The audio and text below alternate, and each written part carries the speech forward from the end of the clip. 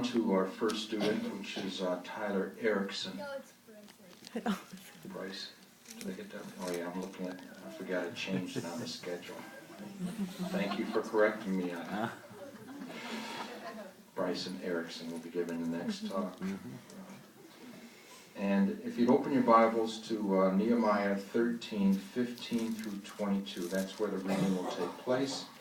And so if you would come up at this time, we'd be happy to listen to you.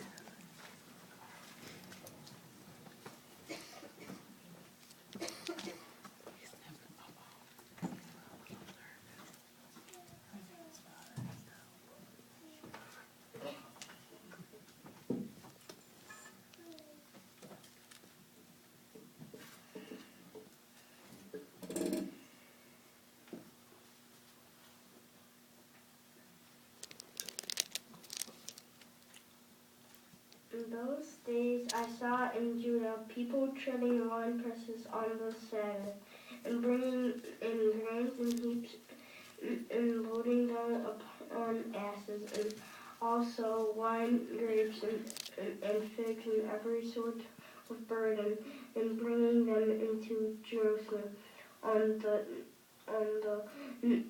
Sabbath day.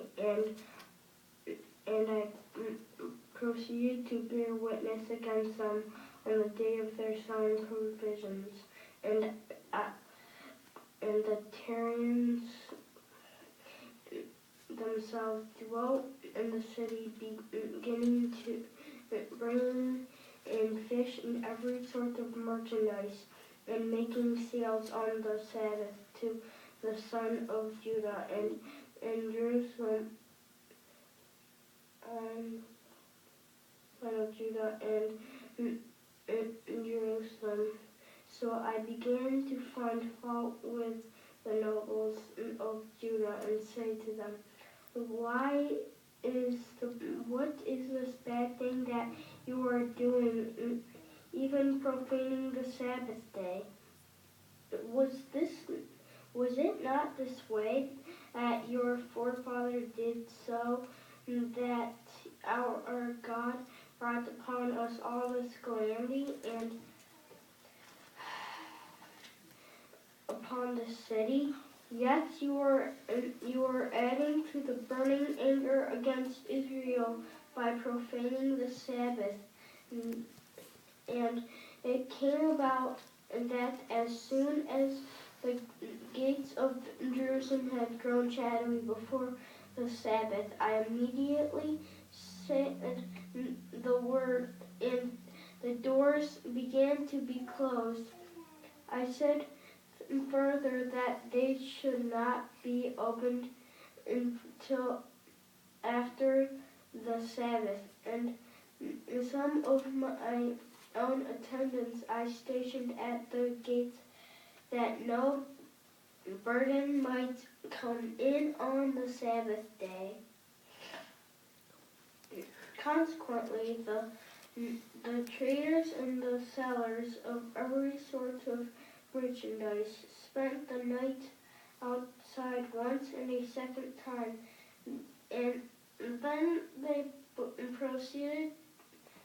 I proceeded to bear witness against them and say to them, why are you spending the night in front of the wall? If you do it again, a hand I shall lay on you.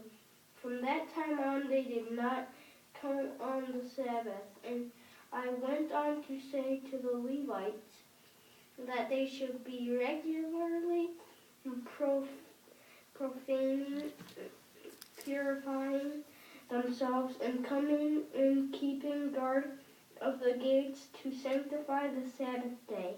This also do remember my accounts, O my God, and do feel sorry for me according to the abundance of your loving kindness.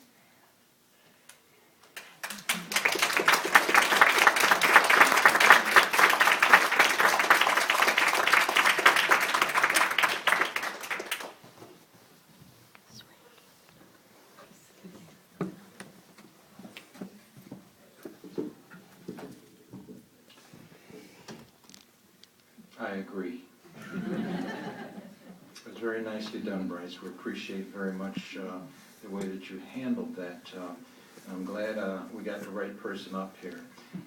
One of the things that we noticed about your reading tonight, which was very good for a young person to accomplish, and that was in respect to something that's mentioned in page 105 of our school textbook. And I'll show you what I mean as soon as you arrive there on page 105. And this is talking about principal ideas emphasized, friends. And you'll see a subheading on that page, how to do it. It says, in the school, you may be assigned to read a portion of the Bible.